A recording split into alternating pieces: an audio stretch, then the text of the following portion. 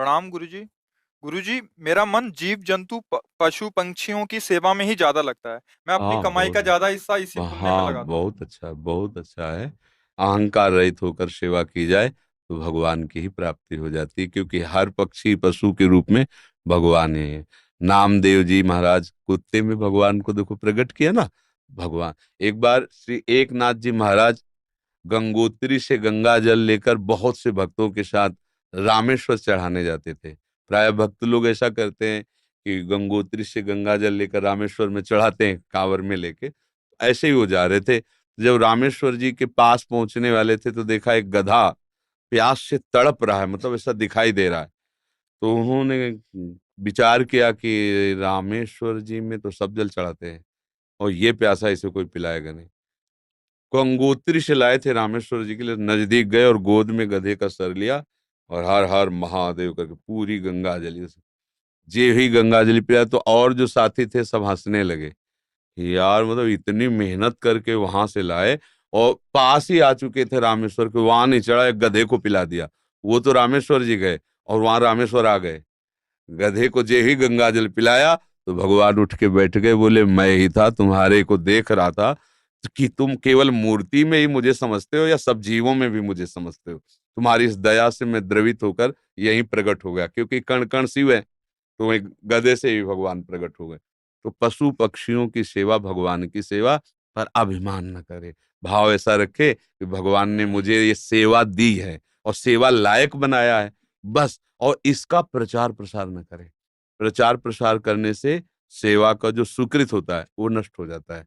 जैसे आप यार मित्रों से और बहुतों से कि हम तो ऐसा करते हैं, हम मतलब ये बात जैसे आप संत से या गुरुजनों से कहे तो बात अलग होती है। बस इसके बाद फिर इसे गुप्त अगर कोई कहे भी कि सुना है कि आपने पक्षियों की बहुत सेवा करते हो, अरे हम अपनी ही सेवा नहीं कर पाते, पक्षियों की क्या। मतलब उसे हमें दबाना है। हमसे पाप बन जाए तो कह देना है, पुण्य बन जाए तो छुपा लेना है। पर अपने लोग उल्टा करते हैं। पुण्य बनेगा तो पोस्टर छपवा देंगे और पाप बनेगा तो कसम खा लेंगे कि किया ही नहीं है। यही हमारी दुर्गति का कारण बनता है। अगर हमसे कोई गलती हो गई और कोई पूछे आपसे गलती, वहां हो गई, अब दंड मिले या जो, तो वो नष्ट हो जाएगा। जहां आपने हाँ कहा तो पाप नष्ट हो जाएगा। अगर सभा में खड़ा होकर के स्वीकार कर ले तो दंड मिले ना मिले उसका पाप नष्ट हो गया। और हम सभा में पुण्य को कह सकते हैं, पाप को नहीं कह सकते, देखना है नहीं। तो अपने इस पुण्य को छुपाओ और पशु पक्षी में भगवत भावना करो। जब उनको दाना डाल रहे हो या फल जो भी, जैसे पशु पक्षी हो, तो भाव करो, हे भगवान आप इन सब रूपों और बढ़िया पुण्य बन जाएगा और बड़ा लाभ मिल जाएगा। और हे भगवान आप इन रूपों में आके सेवा स्वीकार नाथ हम पे प्रसन्न रहो कि हम सदैव आपकी सेवा करते हैं। भक्ति हो गई, इसी से भक्ति हो गई, सब में भगवान के दर्शन की भावना बनने लगेगी। ठीक है। पर कभी गलत धन कमा के सेवा की भावना मत रखना। मान लो चलो 1 लाख रुपए हम गलत करके ले रहे हैं तो 10,000 की सेवा, वो ठीक नहीं है। ईमानदारी से कमाओ, धर्म से कमाओ और फिर उससे अगर 10 रुपए की भी सेवा करोगे तो बहुत बड़ी सेवा मानी जाएगी। 10 करोड़ सेवा बेईमानी से वो तुम्हारे लिए बिल्कुल बेकार है। और 10 रुपए की गरीब की एक रोटी जितना पुण्य देगी ना, राजा का उतना पूरा धन का खजाना नहीं। क्योंकि वो मेहनत से करके और 4 रोटी में 3 में परिवार चलाया, अपने हिस्से की दे दिया दूसरे को, बहुत बड़ा दान हो गया। तो दान का ये भी स्वरूप समझना है कि गंदे आचरणों द्वारा, बेईमानी द्वारा नहीं, धर्म से कमा करके।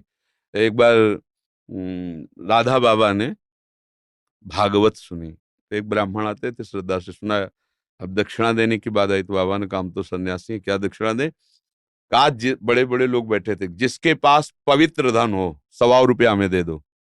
किसी की हिम्मत नहीं निकालने की, क्योंकि बाबा बिल्कुल सत्य पे प्रतिष्ठित महापुरुष का पवित्र होना चाहिए, नहीं दंड मिलेगा। तो किसी की हिम्मत, एक घास खोदने वाला बगीचे में जो काम करता है दौड़ के आया, बाबा हमारा पवित्र है।